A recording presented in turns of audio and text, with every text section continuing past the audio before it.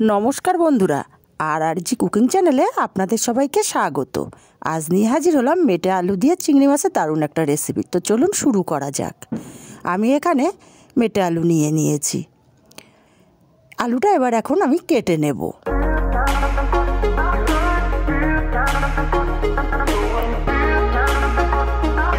मोटा करे खोसाटा फेले देब।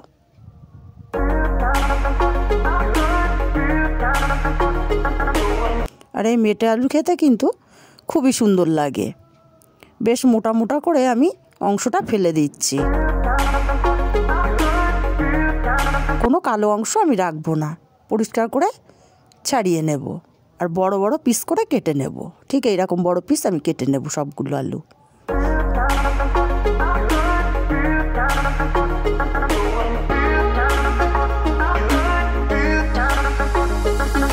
आलूटा परिष्कार थाके सेइभाবে मोटा करे फेलते हबे खोसाटा।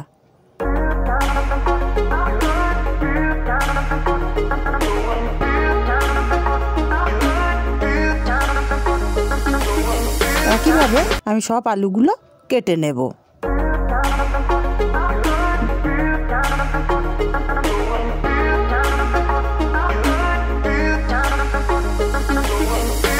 आलूटा केटे निয়ে खूब भालो करे कषले कषले धुए निते हबे जाते नाला अंशटा बेरिये जाए, ताहले किन्तु आलूटा एकदम स्वच्छ हो जाबे।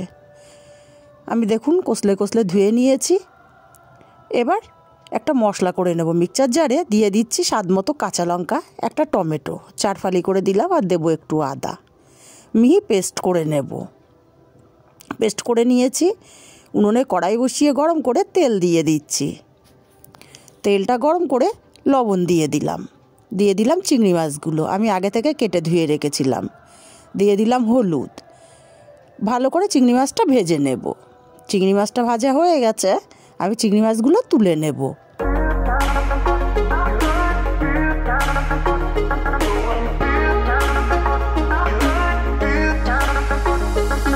আমি কিন্তু আলুটা সেদ্ধ করব না, ডাইরেক্ট রান্না করব। এই তেলের ওপরে ফোড়নে দিয়ে দিচ্ছি জিরে। জিরেটা কয়েক সেকেন্ড ভেজে নেব সুন্দর একটা গন্ধ বেরোনো পর্যন্ত। এবারে দিয়ে দেব কেটে রাখা আলুগুলো।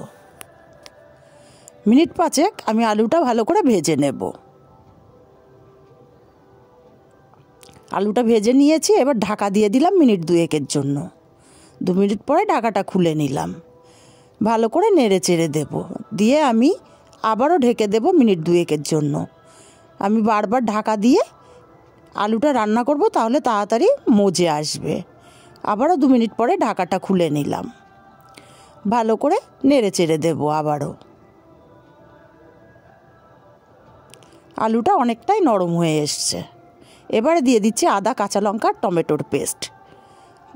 ভালো করে কষিয়ে নেব কিছুক্ষণ।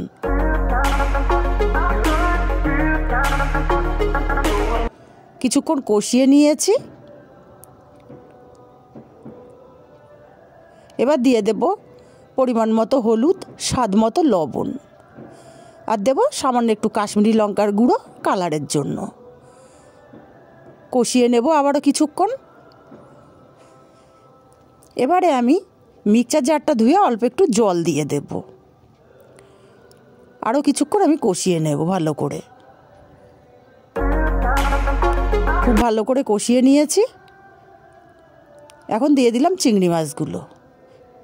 ভাজা চিংড়ি মাছগুলো দিয়েও আমি এর সঙ্গে নেড়ে চেড়ে মিনিট 2 কষিয়ে নিচ্ছি। এবারে দিয়ে দেব পরিমাণ মতো গরম জল।